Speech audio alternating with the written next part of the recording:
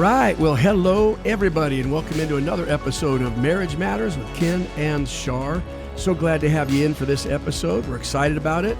How you doing today, babe? I'm doing wonderful. You doing good? Ready to start part 3 of our new series. Come on, give the title. The Most Wonderful of Human Relationships. I know. You think that is the craziest, dumbest title ever, don't you? It's just wordy. It is wordy. It's okay, but it's wordy. Yeah. I don't even know where I got that or why it came to me, but I was reading over and over and over again these verses, and I thought the whole purpose of marriage is to put somehow Jesus wonderfully on display for the world to see, and marriage is what does that. It's true. So I thought that's pretty wonderful. I have to give you that. In fact, I thought that is the most wonderful of human relations. Okay. So, okay, there it is. And we are in part 3. The way this broke down was it starts at verse 22, and verse 22, 3, and 4 was really directly Of Ephesians 5. Of Ephesians 5, sorry. Directed towards wives. And now we have the next 5 verses are directed clearly to husbands. And I think we're probably going to do this in 2 parts to the husbands and then wrap up the whole thing. Oh, okay. So I think that's the way this is going to roll out. So we're going to be kind of slow walking our way through Ephesians 5, 25 through 30. Let me read it just so we get a handle on it. It's stuff, this is no news probably to anybody. This is some of the most well-known verses on marriage in the whole Bible, most direct. If you've been to many weddings, you've probably heard this recited, right, at a wedding. Anyway, husbands, love your wives just as Christ also loved the church and gave himself for her, that he might sanctify and cleanse her with the washing of water by the word, that he might present her to himself a glorious church, not having spot or wrinkle or any such thing, but that she should be holy and without blemish. So husbands ought to love their own wives as their own bodies. He who loves his wife loves himself. For no one ever hated his own flesh, but nourishes and cherishes it, just as the Lord does the church. For we are members of his body, of his flesh, and of his bones. Wow. Right? So those are the verses directly related to husbands. And then he's going to go on after that to quote Genesis chapter 2, for this purpose a man leaves father and mother and is joined to his wife, and then give one final exhortation down there in verse 33, I believe it is. So we're going to, in these 2 episodes, go through verses 25 through 30. And honestly, really, we're just going to talk about verse 25 right now, which it's hard to unpack. There's so much here. Verses. Listen to the words here. I was reading that, honey, I was just thinking, we talk about the calling to love our wives, which we're going to talk a lot about right now. But later on down, when he's drawing the analogy of Christ caring for his church and husbands, how we're to care for our wives, he uses the word nourishes it and cherishes it. Right. I mean, that's equal portion here with love. Love, nourish, cherish. Right. He's saying this in a lot of different ways, what our care for our wives is supposed to look like. So there's not much we can do with a verse like that. It's pretty straight up. Husbands, love your wives as Christ loved the church and gave himself for her. Right. So we're going to try to hang some flesh on it, but if we could be honest for a minute, Shari and I were just talking about this before we got behind the mics, that what we've learned is that we can give a lot of examples of what this should look like, we think, right? What loving a wife, for you husbands out there, is supposed to look like. But examples might tickle someone's understanding or put a drop of understanding in someone's brain, but it doesn't move the heart necessarily. Right. What is required is a work of the Spirit that moves men's heart to value their wives and to see the glory of what God created here, and long for and desire to have that kind of relationship that really does reflect Christ into the world. If that stirring doesn't happen, man, I'm telling you, all the examples we can give you in the world from our 47 years of marriage aren't going to do that. Well, we could give you step by step, step 1, step 2, step 3. A little formula that might give you some ideas to follow, but that might not even relate to your relationship Right. because you have your own relationship Oh, yeah. and we have our own relationship. Yeah. The relationship that we're responsible for is ours. Yep. Mine and yours. That is what we're responsible for. Me as a wife and you as a husband. That's why examples from our marriage Right. only go so far. I mean, Charlene can give women an example of what it is to honor her husband, but that's me. And I understand that a certain way, and certain things I receive that are as important, but other men may not. And same with me. I can give advice to men how to communicate love to your wife, but my wife is Charlene, not your wife, right? And what communicates to us that love and nourishment and cherish doesn't necessarily communicate that if another person does it with their spouse. And I've often said to women, I don't know how you're called to love your husband. We have some guidelines in scriptures, which we're going over today. That's kind of what we're going to do today. We're doing some outlines. They're general. You guys have to fill in the examples in your own life. And if you don't know your own spouse well enough to know how to love them the way Christ calls you to, with actual practical everyday acts of kindness or love or demonstrating that to communicate that love to your spouse, then we can't help you. Yeah. Because it's enough for me, honestly, to try to figure you out and to love you the way Christ has called me to love you. Yeah. And you're my husband. I've lived with you for many years. The same, I think, for you to know how to love me is a lifelong process for me. Yeah. And I'm not, I'm not everyone else's wife. I'm only yours. So I think that is one thing I wanted to really press today is we have to know our spouse. We have to know what communicates love to them. And then you take it from there. Yeah. Okay. Think about this. We know that overall marriages they struggle, right? Even in the professing church, the divorce rate is still far too high. We lose far too many of them tragically. And all that said, there are more books on marriage than maybe written than any other topic in the Bible. So true. So if advice and examples and formulas were all we needed, every marriage would be flourishing right now because there's so much information out there. Right. We're only one among probably hundreds, if not thousands of podcasts about marriage. Right. There's books coming off the press all the time, workbooks and manuals, and it's all that are conventions. Great. Yeah, they're wonderful. Right. Retreats. So why are we still struggling? Because what is lacking is that breakthrough revelation in the heart that must come from the Spirit of God, that grabs a hold of both a wife and a husband and moves them with this great hope of building something that really does manifest the kingdom of God and the beauty and wonder of who Jesus is to the world. But without that vision, it's all a bunch of advice and a bunch of examples. Well, it's a bunch of works that you don't want to do and you're not motivated. The motivation to do comes. It's gone. Yeah. And so that's our prayer, honestly, is that the Lord stirs the heart, man. That's where the powerful work really goes on. Because once he gets a hold of someone's heart, watch out. Saddle up. It is miraculous what transformation happens. Yes, what he can do in a marriage between two people. In a really short period of time. In a very short period of time. We've seen marriages, the course of a marriage completely turn on a dime when God really brings that kind of breakthrough. But he doesn't bring that breakthrough unless people are asking, seeking, and knocking. Yeah. And I think, of course, we go back to that. You have a rotten marriage or your wife doesn't feel like you love her or vice versa. Right.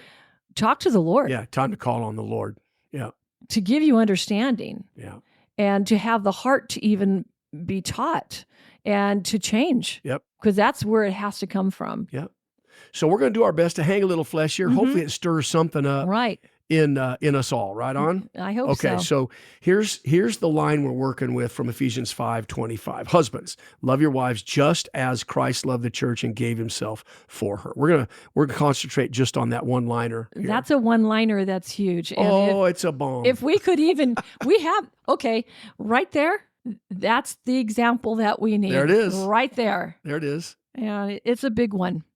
So, point number one, I think what is apparent is that these verses written to men now, or to husbands, are written as a safeguard, and this is important to understand, I think, for all of us, as a safeguard to what was just previously written to wives. And I think it's written so that nobody, either a husband or a wife, reads the previous verses, 22, 3, and 4, as if it says, wives, God loves men more than women. They're the boss of you. Do whatever they say. When verses 22, 23, and 24 get read that way, it's tragic. It leads to horrible brokenness in any married life, right? If a man reads it that way, he's going to be a tyrant and a dictator. When a woman reads that way, she's going to be browbeaten, and she's going to respond by being contentious and angry. And rebellious. Yep. So as a safeguard, you have this beautiful partnered truth to balance it and to be a safeguard against that as he writes to men. So what you end up with is this beautiful harmony that I to this day, I don't understand how husbands and wives don't see it. To me, it's so beautiful. Wives operate this way, husbands operate this way. And when two people operate that way, it's absolutely beautiful. It is. It doesn't mean that there won't still be contentions and issues, but you handle them completely different. Oh, you resolve them completely different. It's going to be issues no matter what. Right. But if we continue to have this as our high water mark, these scriptures as our high water mark, we won't fall into the ways of the world. Right. If you lack either of these, wives, submit yourselves to your husbands as the church does to the Lord, or husbands, love your wife as Christ loves the church. If you lack either of those, you do have a balance issue. It's all broken. It can get very abusive. That's why this is some of the most beautiful verses in the Bible concerning human relationships. Yep. Right. The most wonderful of all human relationships. So women, your role isn't you can't read it as if you're there to fulfill every fleshy desire, every demand, every command or whim of your husband. That's not what he's saying. Right. Because now he adds this to ensure that a husband will not operate like a dictator, right? Or a despot, right? So here we go. Second point. Let's just take this statement. Husbands, love your wives. Let's just leave that back half out of it. Okay. Love your wives. Let's just say it just said that. It's important, I think, for all of us to see that the word that the Holy Spirit had Paul, who is the author here, pick to love your wives. There were many words for love in the Greek language at that time. Agape is the one that was selected here. There are others that were probably just as much a part of the vernacular of that day. One was eros, which means a lusty kind of love, a desire, right? Another is storge, which is a word that meant familial love, family commitment, family ties kind of love. And then there's phileo or philia, which is, we get our city Philadelphia from it, the city of brotherly love, which is neighborly love, a neighborly care for one another. So there was a lot of different words that could have been selected here, but the word he selected to call men to operate this way towards your wives is agape. So I want to read 1 Corinthians 13, 4-8. Because that's where our minds should fly. So this is where Here's it should go. the definition. So if we're saying, okay, yeah, we love our wives, this is what it looks like. Right. Love suffers long and is kind. Love does not envy. Love does not parade itself or is puffed up. Love does not behave rudely, does not seek its own, is not provoked, thinks no evil, does not rejoice in iniquity, but rejoices in the truth. Love bears all things, believes all things, and hopes all things. It endures all things, and love never fails. So there are 15 attributes there when you count them down of what agape love looks like. So if I ever have a question as a husband going, okay, how am I to operate towards Charlene right now? All I need to do is take a minute and read that or recall it from memory and go, am I doing that? Or am I being proud, puffed up? Am I parading myself? Am I rejoicing in something I shouldn't rejoice in? Am I becoming easily provoked? Do I have a short fuse? All of those things are there. Right. And so I think it's important to realize that it's not just saying, husbands, feel great about your wives all the time. And tell her you love her once a day. Yeah. Feel loving emotions towards her. Right. Right? It's not saying that. It's saying operate this way towards your wives. This is a challenge for us when we work with a troubled marriage or one that's in crisis. Is they say, yeah, I do love this person, and I'll say, okay, and you may say you do with words, but every activity of your life, the actions of your life, are telling that other person you don't love them. Right, and they're not feeling loved. Absolutely. Or they're not convinced that you do love Absolutely them. And not. I think that is the sad thing, and we've said this before, I know, on this podcast. The sad thing is you can go your whole life telling each other you love them, but your actions never prove it. And so they go to their grave feeling unloved and not convinced that you do love them. Right. Yeah, because you might say it. You want to take on a challenge here. What is it? Take an evening soon and sit down with your husband or your wife and say, are you convinced of my love for you? Have I convinced you in these 7 years of marriage or 22 years of marriage, for us 47 years of marriage? Have I convinced you how much I love you, and value you? Do you think most couples could do that? Well, I think probably in every marriage, there's times where we have failed at that. I think probably I have failed at that at times. No, I'm saying have a conversation like that. Oh, oh man. That honest. Only the risky ones. It's worth it. It is worth it. Especially if you really want to know. Right. If you have convinced your spouse. If you've loved them. If you have loved them and you do love them. Right. I want to know if you feel like I love you. Right. Yeah, I want to know to make sure that you do feel that way. If you're asking me right here, right now on this podcast, my answer is yes, absolutely. Awesome. 47 years of it. Is it every minute of every day? No. No, but overall, I'm absolutely to the very bone convinced that you love me, right? So you want to have a great conversation, married couples, have that one, right? So again, the point there is that this word used is very clear. You don't get to, the worst thing you can do is make up what you think is being said there. Right. Right? What it's saying is, husbands, behave this way towards your wives. Operate this way towards your wife. It's not saying have a lot of sentimental, gushy emotions about your wife. There's days where we're not going to, right? But that cannot alter the way I behave towards her. Well, because it all goes back to the way Christ loves us. Right. And I think that it does have a correlation between the two.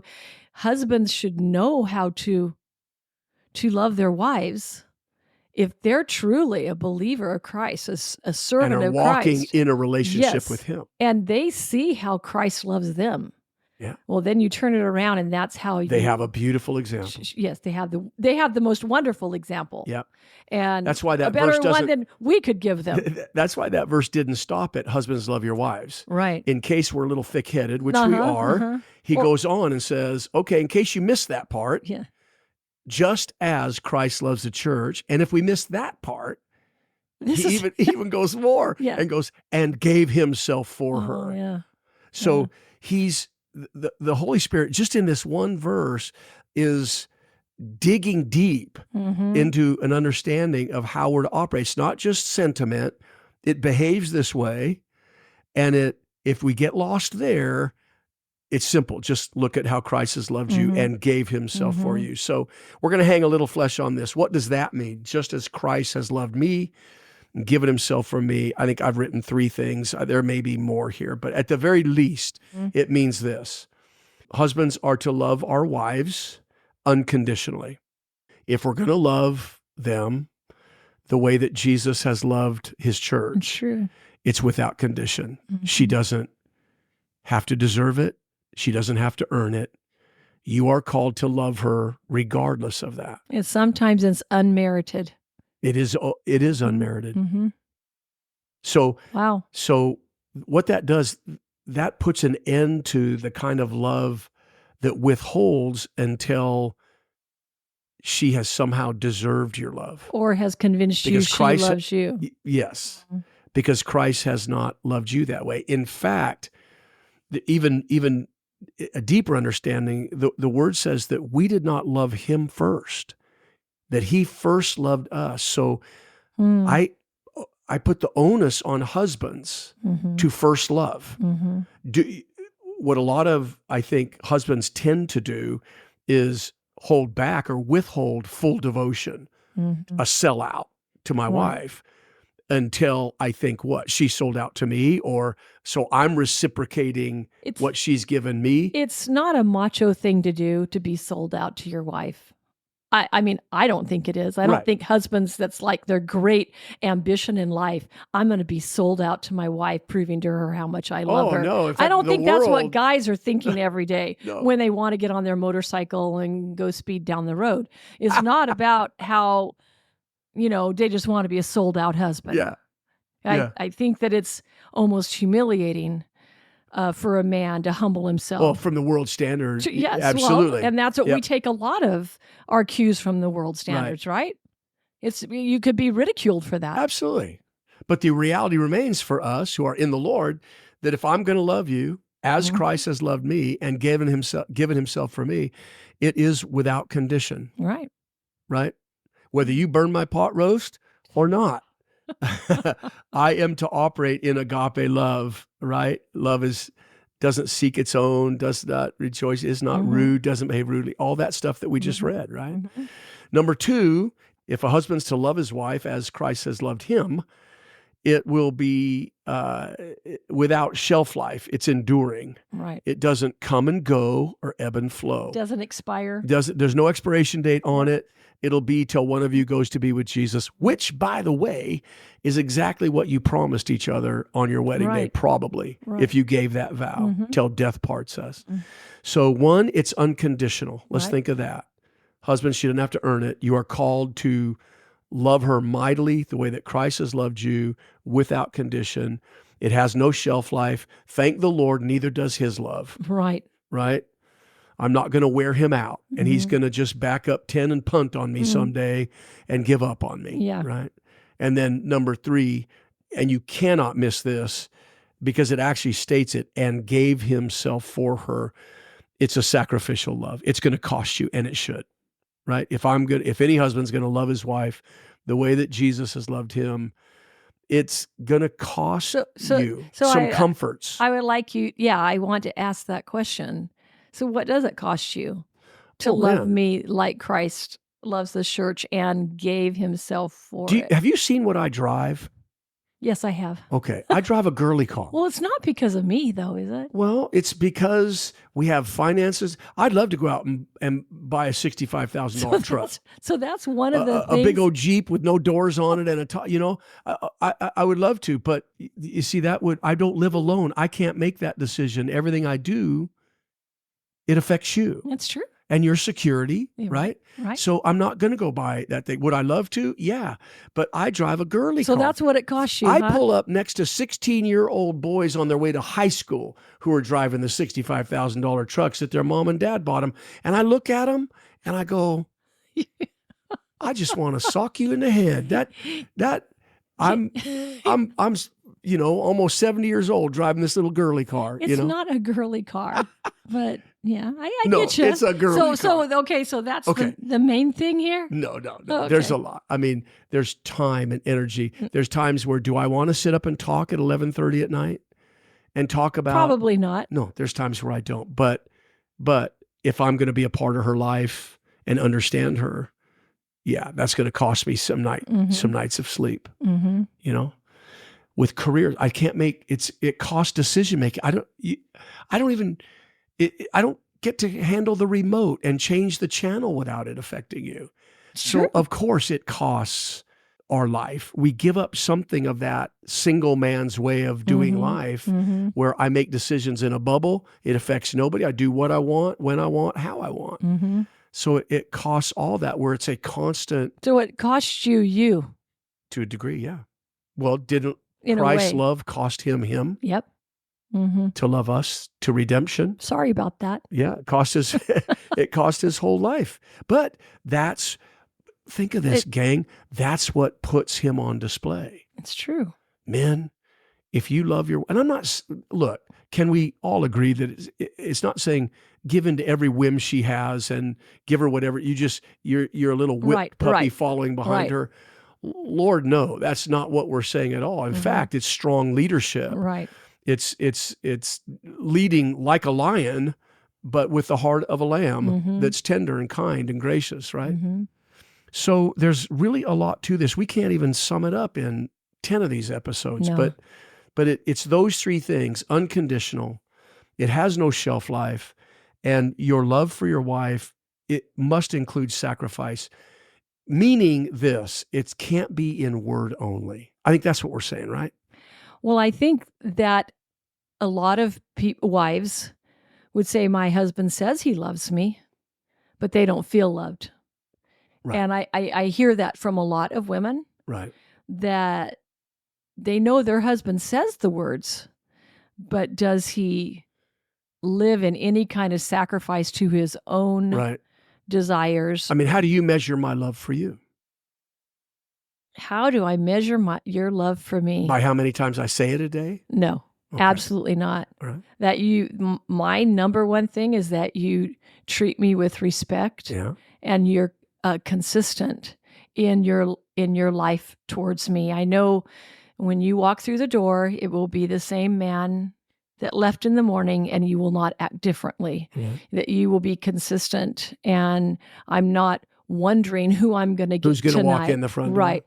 And with self-control, I think that's interesting to me. Yeah, I mean, the fact that you have self-control if you've had a bad day, or if you and I are not doing that great, or whatever, that you are still going to act like a godly man. And I mean, of course, there are times that we all have our weak moments, but consistently, that you love me consistently, and that gives me great security and comfort, because that's what. So that communicates love to you.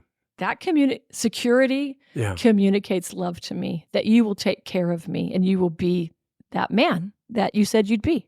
That's what it is. Well, thank you for sharing that. Well, you're welcome. I learned something. Yeah, not that I didn't know that. We've talked about that before, but I'm being reminded. I love it. All right, we're running out of time, so I do want to turn a little bit of a corner in the last minute or two here. Just give somehow a summation, because this is really a deep well. I mean, you can fish in this pond for a long time and not reach the bottom of it, right? But I think to sum it all up for husbands, when it talks about loving your wife as Christ loved the church, it's certainly not talking about sentimental feelings. No. It's talking about how you are operating as a man towards her, right? And somehow it could be summed up, I think, in just that you are making sure that she's nurtured and nourished and okay. I think that's it. I think if I could just put it in one sentence, it's being engaged with her enough and caring enough to find out, are you doing okay, hon? How you doing in life? Well, see, that makes me cry to think about, because I know that I could talk to you about, if you asked me that question, I could honestly tell you, but there are so many wives that couldn't. Right. Because they would wonder what the repercussions that they would receive. And for a husband to ask his wife, how are you doing? How are you really doing? A love for her. Yeah, that is a It desires that she's nourished and well. Right. And that's a very intimate question. Yeah. I mean, when you think about, again, if this is a reflection of Christ's love for his church, is that not the way he's operating right now? Does he not care that we are nourished and well? He provides our needs. In fact, so that he understood our needs, he broke into our world. Right. He came to us and became one of us and endured and suffered humanity. And if I'm going to care that you are nurtured and well, somehow I've got to get into your world. Well, I've got to find a way. And most men, I know, and the tendency for me too, as a pretty common guy, is to either be so busy or so preoccupied with my own stuff, or just not understand that me. I don't care enough to try to even become part of your world. Right. I'm not going to ask those questions. Right. I'm not going to sit down with you at the end of the day and go, babe, how are things at work? How you doing with the kids? Are you tired? Right. What do you need today? What do you need from me right now? Well, and I think about, and not to interrupt you, but I kind of did, but I think about when you were talking, I think about when Jesus continually told his followers to fear not. And I think that is what, personally, for me, I don't want to live in fear.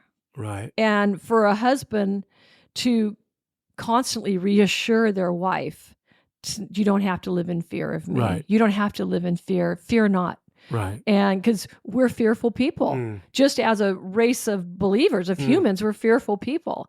And I love how Jesus did that. And I would love for, and I feel like you do this for me, but you constantly remind me I don't have to fear with you. And that I need that reassurance every day. Yeah. And that is starting to live with your wife and understanding. Yeah. And which we're called to do. Exactly right. Yeah. God, what a great discussion. Well, it is. Well, it's all right. We're going to pick this up in the next episode right there and talk about, really, this was the what we're called to be and do as husbands. And it switches a gear now. The word in the very next verse, verse 26, is that this may be accomplished. So it gives us the purpose of that calling to love a wife as Christ has loved the church and given himself for her. So it now gets into why, and it's really gets interesting, kind of thick stuff. Yeah, it is. To wander through here, and it's some, I think, again, misunderstood verses, but we're going to have some fun at it. Well, I'd like to add one more thing. Shoot. Now that you're asking me these questions. Yeah. And see, we didn't plan all of this. We didn't plan on talking about what did I do? Did I open the box here? Yeah. So I want to say one more thing. so another thing that communicates love to me is, and security, is that you're the same man here as you are out there. Like the things that we talk about here together on this podcast, you're really the same man when the podcast isn't on. Yeah. Or when nobody's looking. When nobody's looking. Yeah. And I think that's another thing that women on a general consensus would feel that you're the same man no matter what. Yeah. Awesome. So, anyway, I just wanted to put that in there. Yep. I just wanted to throw that in. Like every man listening, I'm learning here as we go. This is good. There you go. Yeah. So now you know what I'm feeling here. Yeah. Okay, gang, hopefully this was helpful. Keep tracking with us. We'll spend one more episode on men and then wrap up this. So I think we probably have 2, maybe 3 more in this series. The most wonderful of all relationships. The most wonderful of all human relationships. You're going to kill me over that. I am. All right, guys. God bless you. We love you. Thanks for tuning into this episode. Bye-bye.